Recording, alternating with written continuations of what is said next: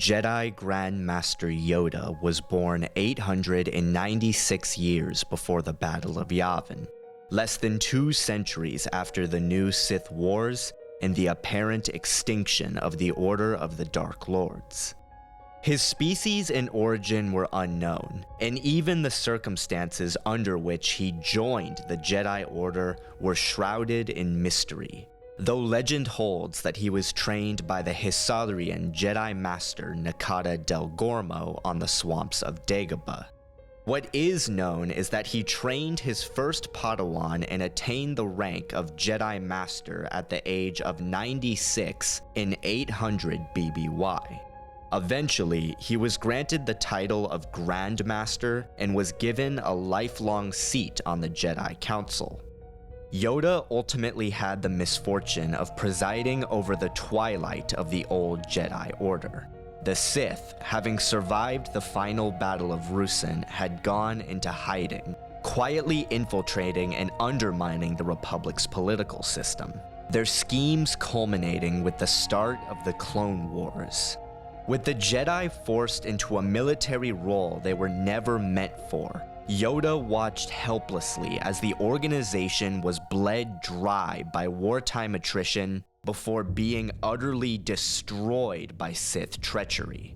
Yoda attempted to strike back by attacking the reigning Dark Lord of the Sith, revealed to be the Republic's Supreme Chancellor Palpatine, waging a fierce lightsaber duel in the Senate Hall. But he was ultimately defeated and forced to flee.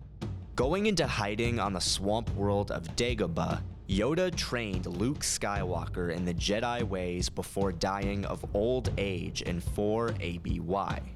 Yoda transcended the physical plane as a Force spirit, while Skywalker went on to overthrow the Sith and rebuild the Jedi Order. Nearly 7 years would pass until Skywalker's new Jedi Order was formally established, and among this new generation of peacekeepers came the esteemed Jedi Battlemaster Kyle Katarn. A human male born on the colony world of Solion, Kyle began his career as an Imperial stormtrooper before defecting to the Rebel Alliance after learning his father had been murdered by Inquisitor Jarek in an effort to safeguard the location of the mythical Valley of the Jedi.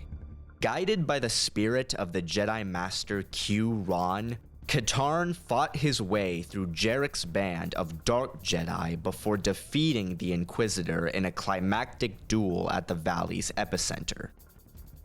Though initially uncertain about his place in the grander galaxy, Kyle managed to overcome his doubt with his defeat of the powerful Dark Jedi Desan during the Battle of Yavin in 12 ABY.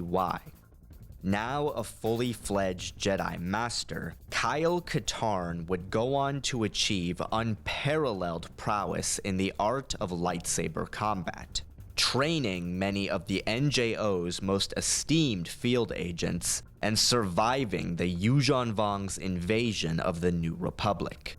Katarn's achievements eventually earned him the title of Jedi Battlemaster, as well as a lifetime seat on the High Council, where he garnered something of a reputation for voicing his opinions. Following the outbreak of the Second Galactic Civil War, Kyle was hand-picked to lead a Jedi strike team against Jacen Solo, now the Sith Lord Darth Caedus. Though ultimately unsuccessful in killing Caedus, Katarn still managed to tax the young Sith Lord enough for his allies to discreetly place a tracer on his cloak, which proved instrumental to the Jedi's victory at the Battle of Centerpoint Station. Following Caedus's defeat, Kyle stood firm with the Jedi Council's opposition of Chief of State Natasi Dalia, and was later instrumental in helping the Solos expose the former Imperial's implication in the Force psychosis outbreak.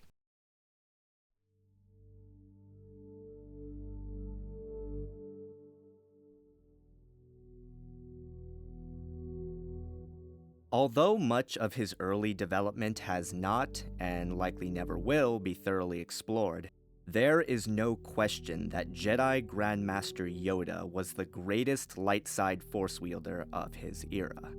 Due to his centuries of training and study, Yoda's philosophical and academic understanding of Jedi lore was legendary, and his natural aptitude was considered by many to be second only to Anakin Skywalker.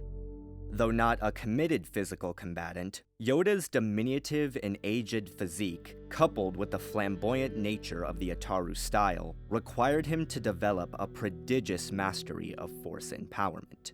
He primarily used the ability to enhance his speed and reflexes, allowing him to fight as a blindingly fast offensive dervish capable of disarming foes with extreme finesse. These capabilities were reinforced by his mastery of Force Valor, allowing him to temporarily enhance his physical output by delving deep into the light side. Master Yoda was an advanced and powerful telekinetic, though his applications were somewhat erratic. In regards to grand-scale manipulations and army killing, Yoda employed his powers quickly, fluidly, and with absolutely zero restraint.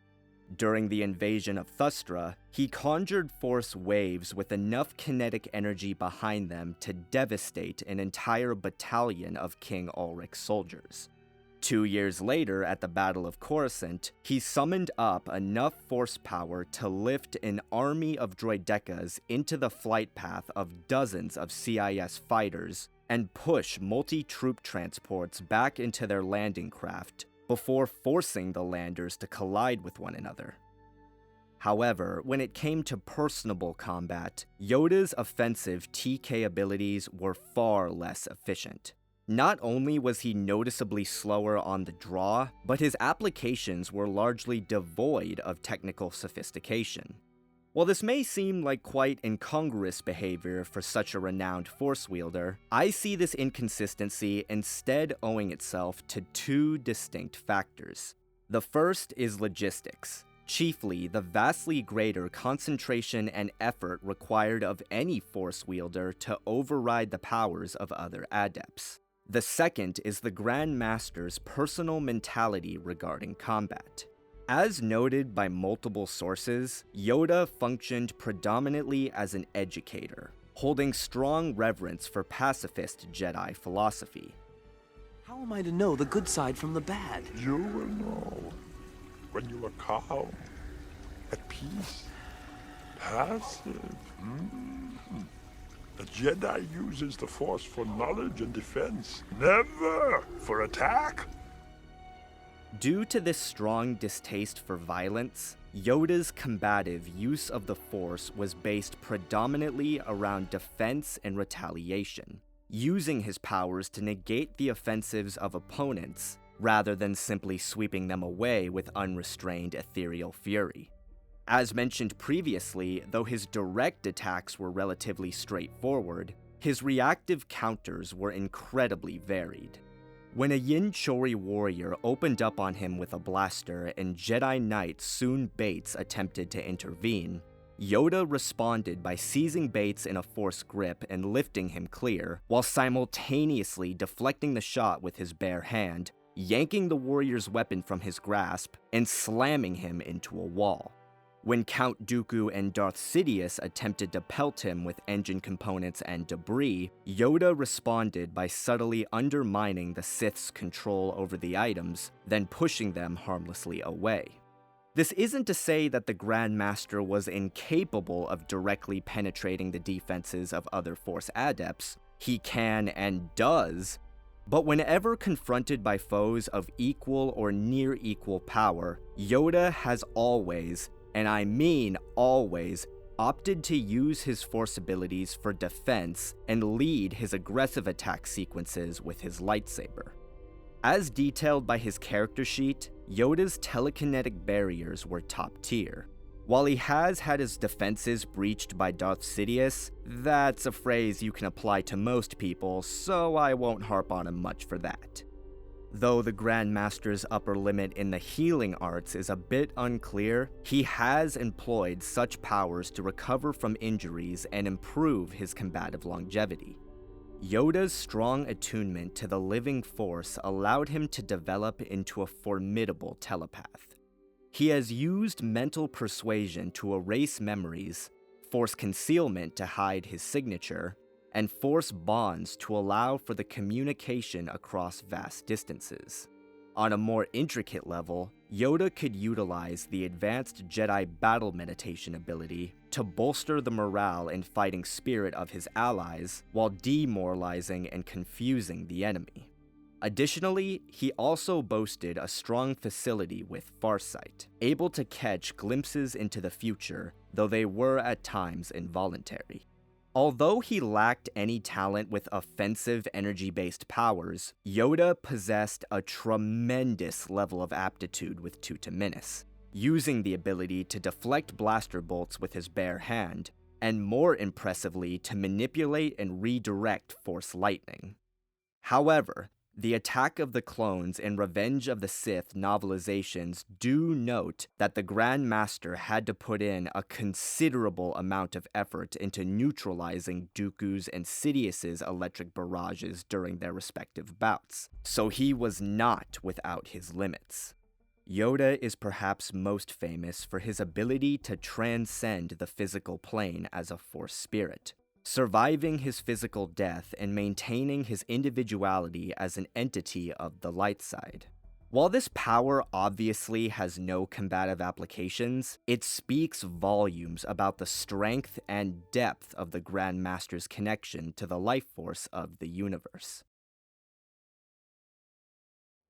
While the title of Battlemaster often denoted a Jedi with incredible martial prowess, but somewhat middling force abilities, Kyle Katarn largely transcended this archetype, standing as one of the most distinct and powerful force wielders of his day. Katarn's study and application of the Force was heavily influenced by his experiences as both Jedi and Dark Jedi. Unlike other notable figures like Satele Shan and Darth Malgus, who were very cut and dry in their alignments, Kyle's philosophies were more pragmatic, viewing the Force predominantly as a tool and the denominations of light side and dark side as distinctions of insignificant difference. Though initially fearful of his latent potential, Kyle eventually succeeded in his efforts to balance the two realms, studying a wide array of abilities to aid in his battles against darkness. Like Yoda, Force-based physical augmentation was an ability that Katarn was especially proficient with. He has enhanced his reflexes to allow for feats such as the deflection of blaster bolts, and the use of Force-assisted acrobatics and strength were fundamental components of his personal style. Notably, he's used the Force to enhance his body to the point where he can continue a marathon lightsaber duel for a prolonged period of time and only require brief stints of Force healing to regather his energies. Kyle Katarn's telekinetic abilities were extraordinary. His basic Force pushes were powerful enough to punch through stone walls, as well as sweep away large groups of stormtroopers and Yuuzhan Vong like windblown leaves. During a mission to Vajun, Kyle conjured Force blasts with enough kinetic energy behind them to stop and redirect shots from a Stokar concussion rifle, which I'd like to point out is basically 10 times what Kylo Ren displayed at the start of The Force Awakens, since Stokars are based around sonics and conventional plasma tech. This feat was made all the more impressive by the fact that he accomplished it instantly and without any noticeable toll on his stamina. In regards to active combat, Katarn's use of telekinesis was surprisingly similar to Yoda's. While by no means incapable of undermining his adversaries with intricate manipulations, Kyle typically relied on brute force strikes to overwhelm their defenses. In fact, one of the Battlemaster's signature TK attacks was force-based strangulation, violently throttling the life from targets by applying pressure to their windpipe and lifting them bodily off the ground. When he does focus more on control, he was able to expertly manipulate objects, using directed saber throws to strike targets at a distance and force grips to lift massive power conduits and hold up several tons of falling rubble. Additionally, Kyle has proven that he can reliably penetrate the telekinetic barriers of other Force adepts, tossing around Sith cultists on a fairly regular basis, and even managing to override the defenses of Dasan after he had absorbed the energies of the dark side nexus contained within Yavin 4. Katarn reinforced his offensive output with robust telekinetic defenses. He has parried force pushes and waves from the likes of Tavion and Yavin-powered Dasan, and has deflected projectiles thrown at him by Yuuzhan Vong soldiers. During the Undercity ambush, Darth Kaitis hastily outstretched his hand in a manner that suggested he was going to attempt a directed force push against the Battlemaster. In response to this, Katarn held up his own hand in a deflecting gesture, only to be blindsided by a force-drawn speeder and driven onto the tip of Kaitis' lightsaber. While these circumstances make it unclear as to whether or not Kyle was in fact capable of blocking Kaitis' telekinetic attacks, the simple fact that he attempted to do so despite having foreknowledge of Jacen's capabilities and bearing witness to the young Sith Lord casually ragdolling his allies leads me to believe that he could. A formidable telepath, Kyle shared Yoda's mastery of mind tricks, force concealment, and long-distance communication. But in place of conventional battle meditation, he instead used battle melds to synchronize his mind with his allies. Furthermore, there is a strong implication that Kyle was capable of employing mind shards, as he was able to neutralize the telepathic attacks employed by Saris and respond with his own assault. He could also utilize advanced Jedi meditation techniques to shield his mind from the corrosive influence of the dark side of the Force, a skill he taught to Jaden Core. In the realm of energy-based powers, Kyle Katarn was a master of Force lightning, and it served as one of his primary offensive abilities. In combat, he was able to lash out at lone and multiple targets with enough intensity to kill or incapacitate them almost immediately, and though he has never been shown doing so, it is highly implied that he is capable of flash frying them as well.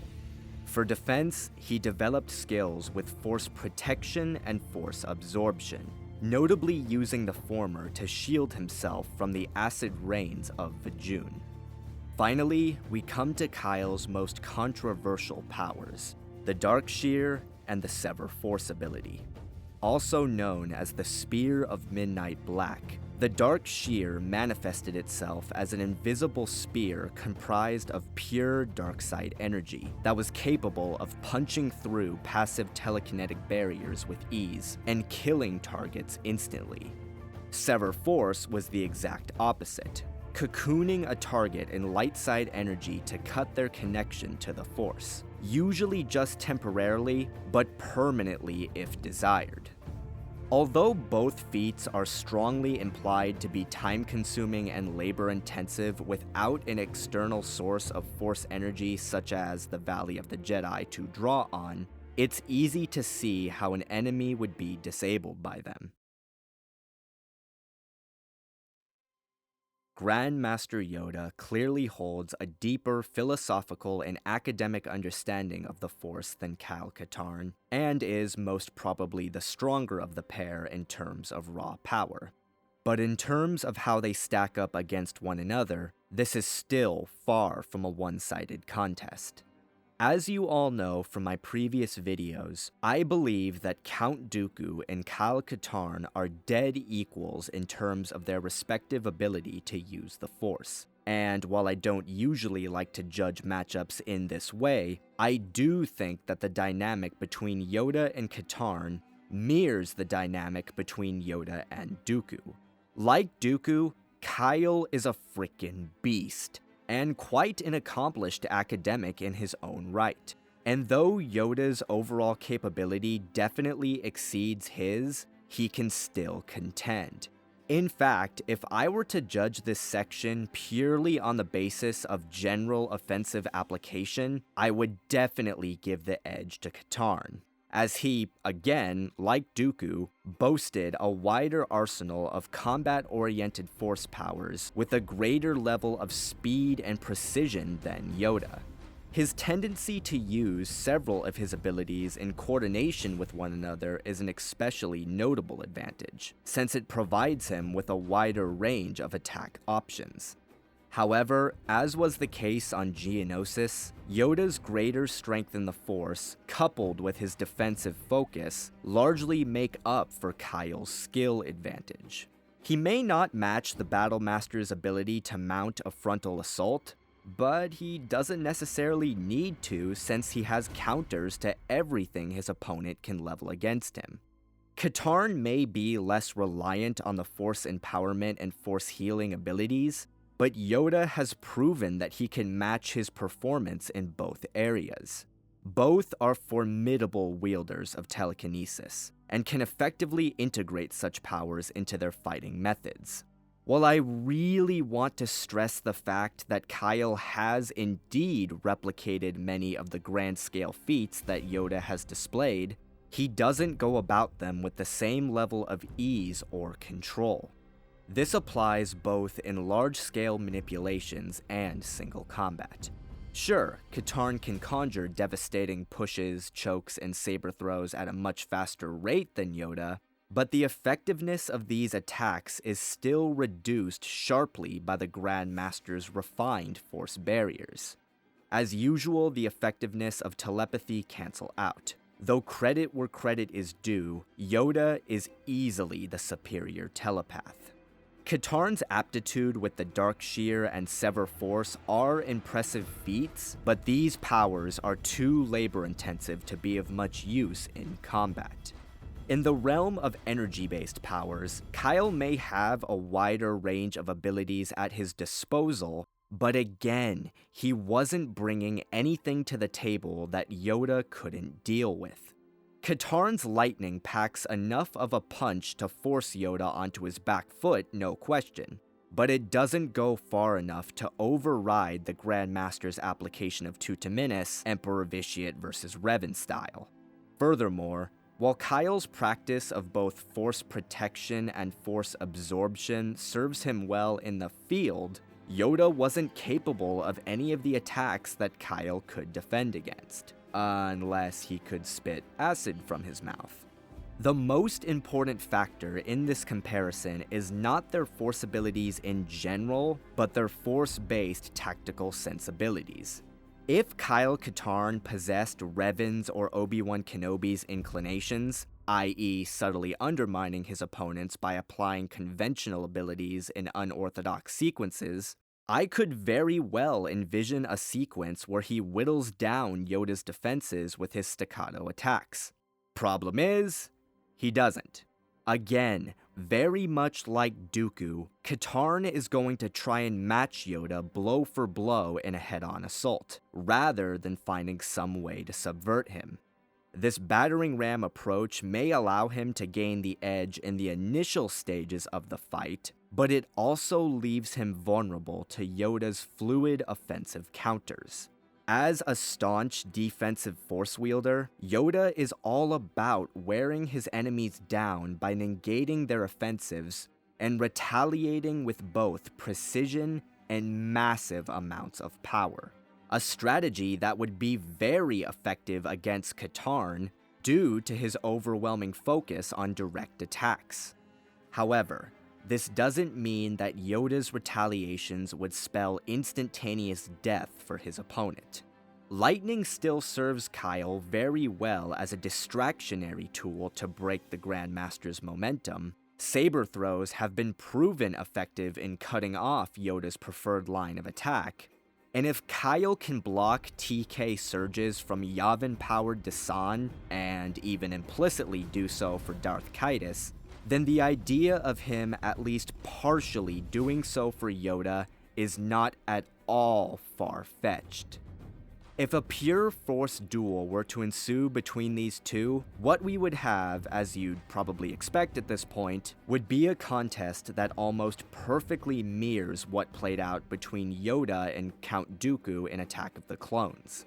While a difference in strength between the combatants is evident, it's not nearly so great as to make the battle one-sided.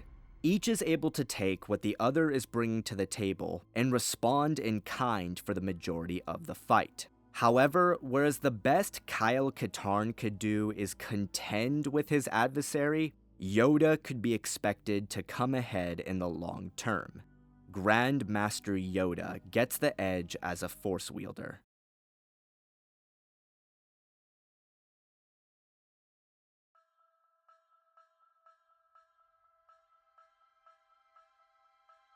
While Yoda has claimed to be nearly as viable in his old age as he was in his youth, one can't help but question this when his attributes are seriously examined. His species was unknown, though they were distinguished by their generally green-hued skin, short stature, and exceptionally long lifespan. Yoda himself being 877 years of age by the time of Revenge of the Sith. However, Yoda was long past his physical prime, and it showed.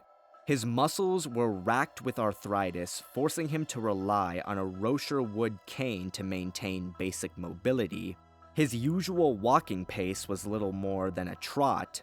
His officially credited strength and constitution levels were noticeably low, and he has even displayed labored breathing. Yoda's viability in combat owed itself entirely to his use of Force-based physical augmentation. And while many of his shortcomings, particularly in the realms of strength and dexterity, were ironed out by this, it didn't change the fact that he was significantly more reliant on the ability than most Jedi. Think of it as though you were only allowed to drive a car by flooring it. Against weaker foes, Yoda can physically outperform them with minimal effort. But when faced with adepts of comparable power, his constant need to re-energize his body places a negative effect on his Force energy reserves. Speaking of depletion, Yoda's age also placed a serious cap on his stamina. His short bout with Dooku leaving him visibly exhausted, and fatigue being one of the main contributing factors to his defeat at the hands of Darth Sidious. Again, while his use of the Force enabled him to hold down a prolonged lightsaber duel, it wasn't a state he could assume indefinitely. At the end of the day, Grandmaster Yoda's physical capabilities could best be summed up with the phrase, "A flame burns brightest just before it goes out." A human male who stood just under 6 feet tall, Kyle Katarn was 67 years old and was a few years past his physical prime. Though somewhat unassuming at first glance, Kyle largely transcended the usual standards of physical capability common amongst his caliber due to his lifelong focus on personal combat. He possessed extremely high levels of speed, agility, and stamina, capable of engaging large groups of lightsaber-wielding enemies without tiring. While shrugging off otherwise lethal blaster wounds and lightsaber hits is just a game mechanic, Katarn can still take an inhuman amount of punishment. He has survived close proximity to a grenade explosion, shrugged off sudden blasts of Force lightning administered by Tavion Aximus, and has even soldiered on after having Darth Kaitis' lightsaber blade embedded through his chest while simultaneously having a speeder crash into his back. Considering that other renowned Jedi of the same age group, such as Ven Zalo and Qui-Gon Jinn, were killed by similar injuries, it's clear that Kyle Katarn is not someone who could be simply beaten into submission. It is a death blow or nothing. Yoda's only real advantage is that he is a small, fast-moving target, and otherwise, Kyle Katarn's superiority over him is unquestionable. Kyle has youth, endurance, and reach on his side. His displays an officially credited level of strength substantially outclasses the Grandmasters, and while their attributes do balance out quite a bit when the Force comes into play, if Dasan's Force-enhanced strength and Kaitus's Force-enhanced speed couldn't overwhelm Katarn, Yoda's isn't going to go much further. Battlemaster Kyle Katarn gets the physical edge.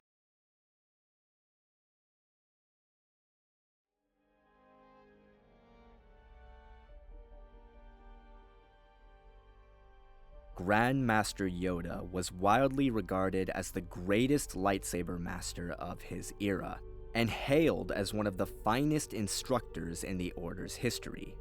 However, despite also being one of the most heavily featured characters in the Star Wars mythos, Yoda had surprisingly few dueling feats to his name. Fortunately, what little we do have says a hell of a lot about his capabilities. At some point, Yoda fought and defeated the Force Witches of Dathomir and a group of Bafasi Dark Jedi. Virtually no information exists regarding the characteristics of these confrontations, and they have never been represented in any visual or textual medium beyond a brief mention. His efforts during the Clone Wars were much more substantial. During the conflict, Yoda overcame both Count Dooku and Darth Sidious in prolonged lightsaber combat. While I do believe that a portion of Yoda's victories over Dooku owed themselves to his intimate knowledge of his former apprentice's technique and tendencies, rather than just pure skill, it doesn't change the fact that Dooku opted to retreat in both of their engagements. During their duel in the Senate arena, Yoda was able to meet Darth Sidious's unrestrained saber onslaught head-on, whereas his contemporaries were cut down in seconds. Though not depicted in the film, both the Revenge of the Sith screenplay and junior novelizations depict a sequence where the Grandmaster successfully disarms the Dark Lord of his blade, a feat that to this day has only been replicated by Mace Windu and Luke Skywalker. Think about that for a second. Moving into the more technical side of things, Yoda was a high-level master of all 7 lightsaber forms with the sole exception of Vapad, though his primary technique was Ataru, which he used to compensate for the limitations of reach imposed on him by his height and age.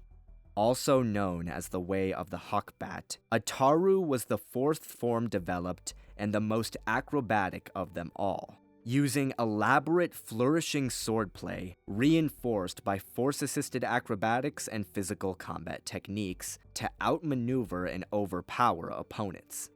As noted by the Fight Saber article, Yoda's personal application of Form 4 was based around the core elements of the style elevated to the nth degree.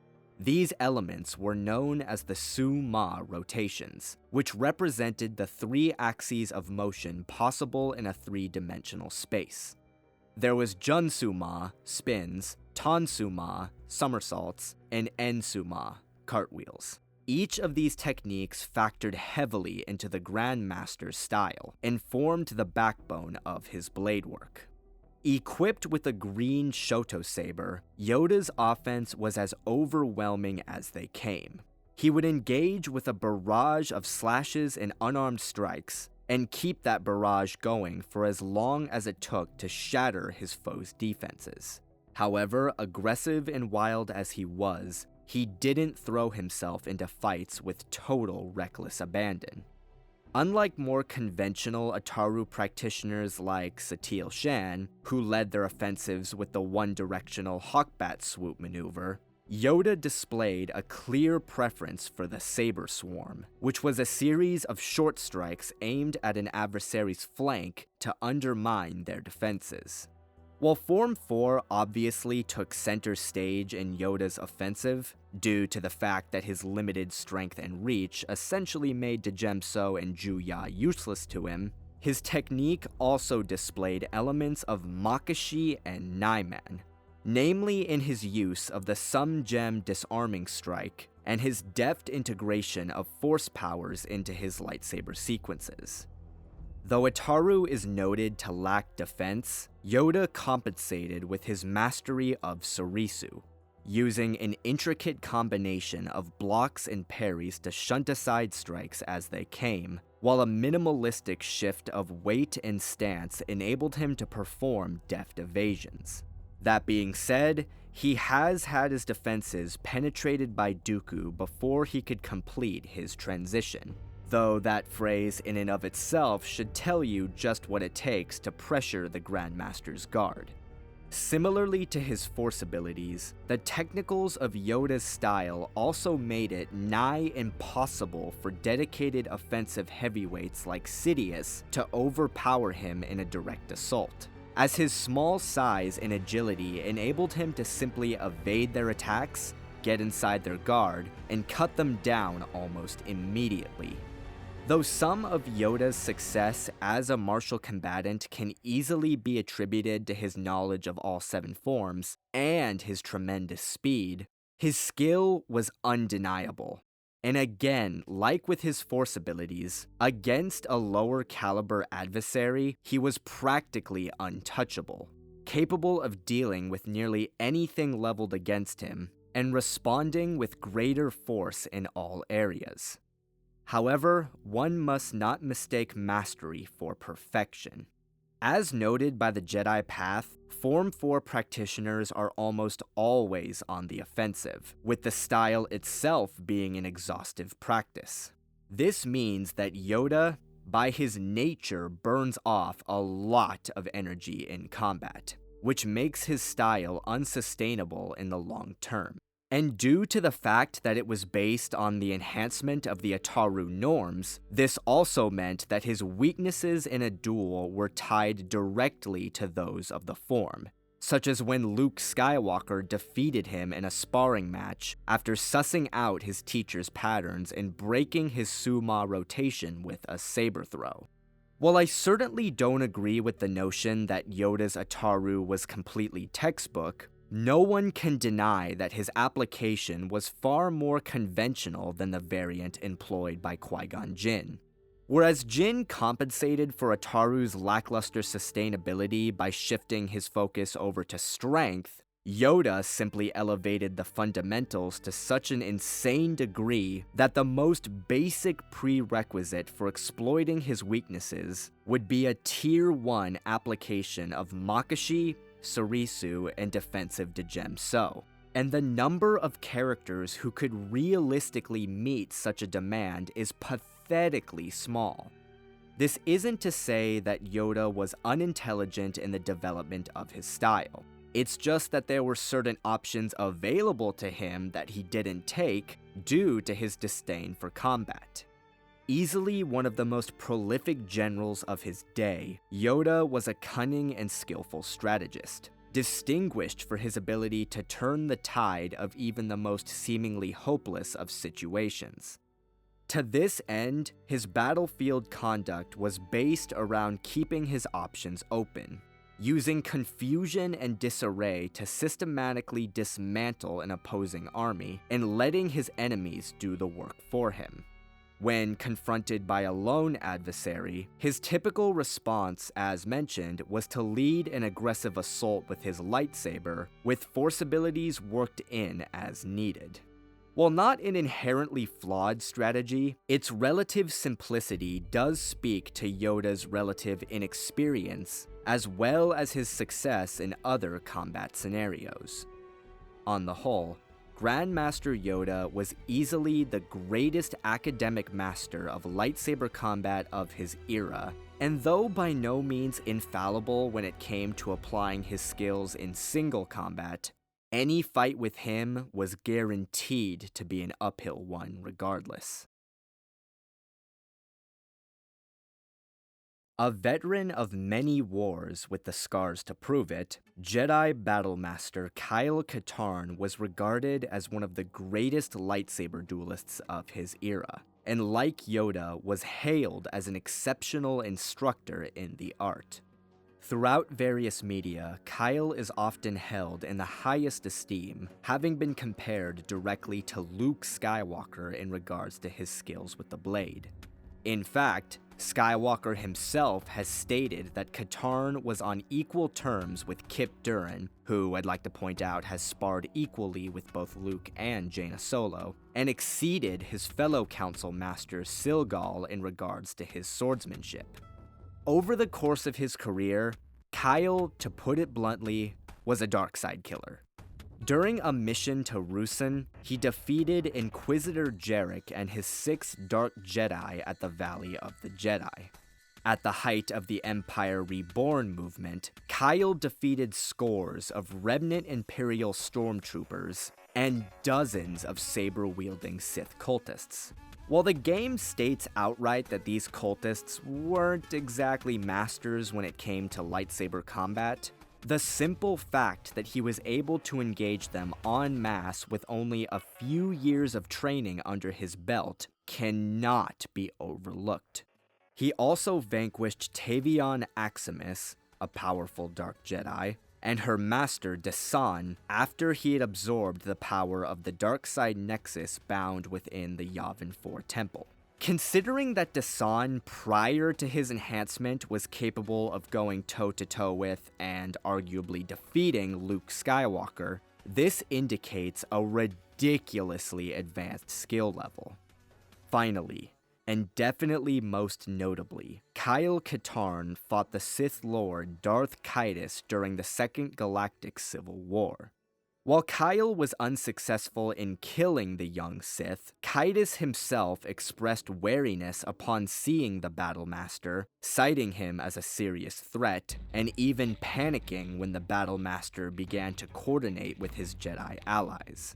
Furthermore, while Caedus hadn't fully recovered from his battle with Luke, the novel states outright that he was indeed close to regaining his full strength, and Kyle did have to break off his assault on several occasions to ensure the safety of his companions. Also worth noting is the fact that Caedus didn't actually defeat the Battlemaster through an application of superior skill, but by way of a desperation tactic, hastily pulling a speeder into the Battlemaster's back and causing him to crash into his blade. Addressing his lightsaber technique specifically, Kyle was a very utilitarian swordsman, the result of his Battlemaster status and his training under multiple Jedi. Similarly to Darth Vader, Katarn was a master of all 7 forms of lightsaber combat who opted to hybridize them into his own unique method rather than simply use them one at a time. Further cementing this comparison was the fact that Kyle's preferred martial arts discipline was Djem So, the 5th form of classical lightsaber combat.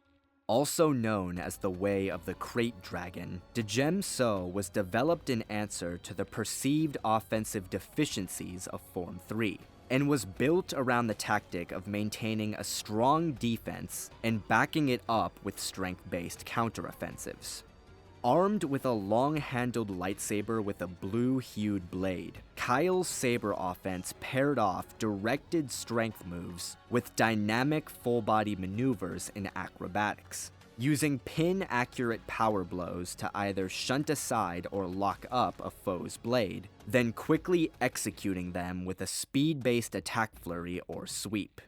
With his highly refined Force senses guiding his blade, Kyle Katarn's style incorporated techniques derived from all 7 forms. In addition to the aforementioned Makashi Sum Djem and Ataru Saber Swarm, Kyle displayed mastery of the Shi-Cho Sarlacc sweep, and the flowing water cut, which aided in his ability to subvert the defenses of opponents.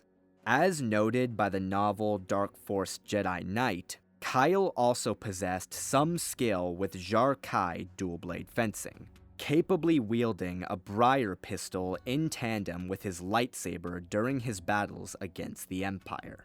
This dynamic swordplay was reinforced by his skillful integration of unarmed combat and his force talents, typically telekinesis and force lightning to quickly disable or kill his adversaries. Kyle's personal style had a strong offensive focus, but his aggression did not come at the expense of defensive viability. When fighting on the battlefield, he capably deflected blaster fire, and when confronted by a lone adversary, he relied on tight, conservative parries to shunt aside strikes and neutralize their forward momentum. Well-developed agility allowed him to back up this technique with rapid body contortions, and he was highly effective against large groups of opponents, even multiple Darksiders. Although Kyle Katarn's military experience stemmed from an agent's perspective rather than a general's, he was still an incredibly cunning strategist, distinguished by his quick-witted mindset and situational awareness. To this end, his battlefield conduct, like Yoda's, was based around flexibility and improvisation. He is capable of being dropped cold into heated situations and making quick and effective decisions to best respond to them. This makes him dangerously unpredictable, particularly when one takes into account his extensive combat experience. His strategies in single combat were a bit more linear. While perfectly capable of planning things out ahead of time, he often began as the aggressor and assembled his strategies on the fly as situations escalated. Like Dooku, Katarn also used his knowledge of Jedi martial arts against his adversaries, analyzing the technique and pattern at the core of his foe's style and tailoring his own style to exploit it. One of my favorite examples of this being when he employed the falling water cut to dispatch Saris after successfully identifying the similarities between her style and the one employed by the ancient Jedi Tal, whose memories Kyle had accessed. On the whole, Kyle Katarn, like many of his students, possessed a sophisticated and varied lightsaber technique reinforced by acute tactical awareness and a powerful grasp of both sides of the Force. As both characters are dedicated lightsaber duelists who use their Force abilities as a supplementary tool, this confrontation is ultimately decided by their martial arts training. When viewed on a thematic level, Grandmaster Yoda and Battlemaster Kyle Katarn were actually quite similar. Both were high-level masters of all 7 lightsaber forms with personal techniques that they handcrafted to suit their specific needs. Both were extraordinarily powerful Force wielders with distinct philosophies, and both were renowned combat instructors who trained many of the premier Jedi of their respective eras. Kyle Katarn is definitely the superior duelist in terms of situational versatility due to his hybridization of the 7 forms and unencumbered physicality, but this is a contest in single combat, and it is here that Yoda's advantage shines through. You'll notice that I have made many references to Yoda's bouts with Count Dooku when discussing how he stacks up to Kyle Katarn, and, well, that's because the dynamics between them are largely interchangeable. Kyle, like Dooku, may match Yoda in terms of general speed. Let's be real here, someone who could go head-to-head with Luke Skywalker, Kip Durn, and Darth Kaitis is not going to be caught off guard by Yoda, academic knowledge, and raw saber skill, but the problem is that he is skilled in all the wrong ways. Whether armed with a lightsaber or lightning-laced fist, Katarn is an offensive dervish, and his first response in a fight is almost always a direct assault. which is exactly the wrong approach he would need to take here. As I mentioned previously, Yoda's style was practically built with dedicated offensive heavyweights in mind. His mastery of Sarisu allowing him to stonewall their initial assaults without expending too much energy, while his use of Ataru flanking maneuvers coupled with his precision-based counterattacks shattered their own defenses in turn.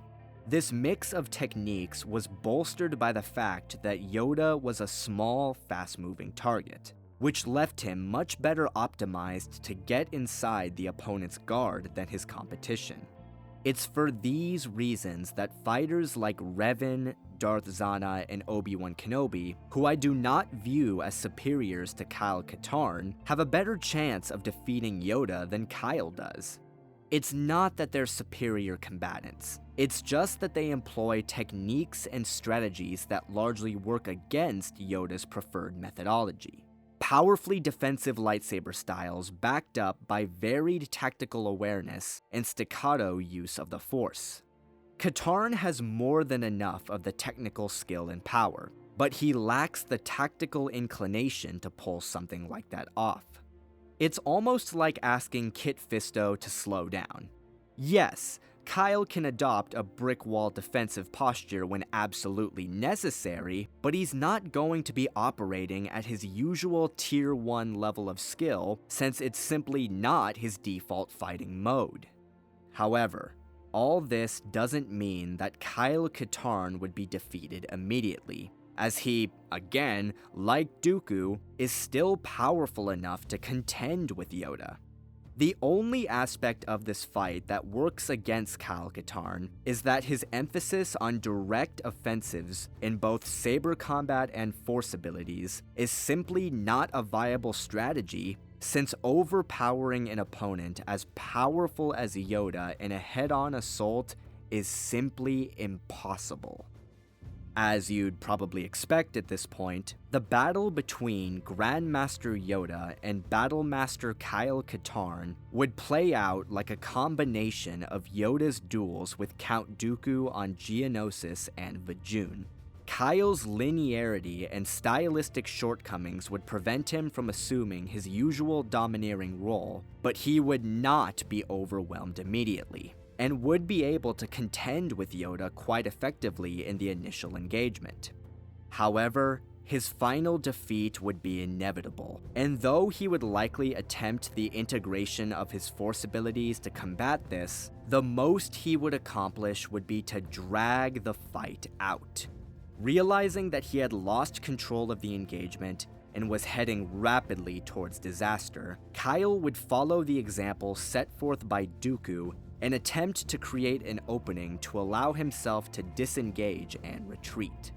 However, while the Count did manage to pull off several escapes by exploiting Yoda's concern for his friends, this would not be a factor on a neutral setting, and therefore, while I do believe that Katarn could potentially slow the Grandmaster down, either by disrupting the Grandmaster's Suma with a saber throw, or knocking his weapon away with a blast of lightning, I don't believe he could subdue him long enough to enact a successful retreat, especially when one considers Yoda's marginally superior speed. Unable to disengage, Kyle Katarn would have no choice but to buckle down and try to overcome his opponent head-to-head. And though he would put up one hell of a fight, Yoda would eventually find a way to bypass his defenses and cut him down in short order. As such, I simultaneously award Grandmaster Yoda the edge as a martial artist and proclaim him the winner. Well guys, I hope you enjoyed this latest installment of the Versus Series Season 6. As always, you are free to leave suggestions for future battles in the comments section below, and I'll see you guys later.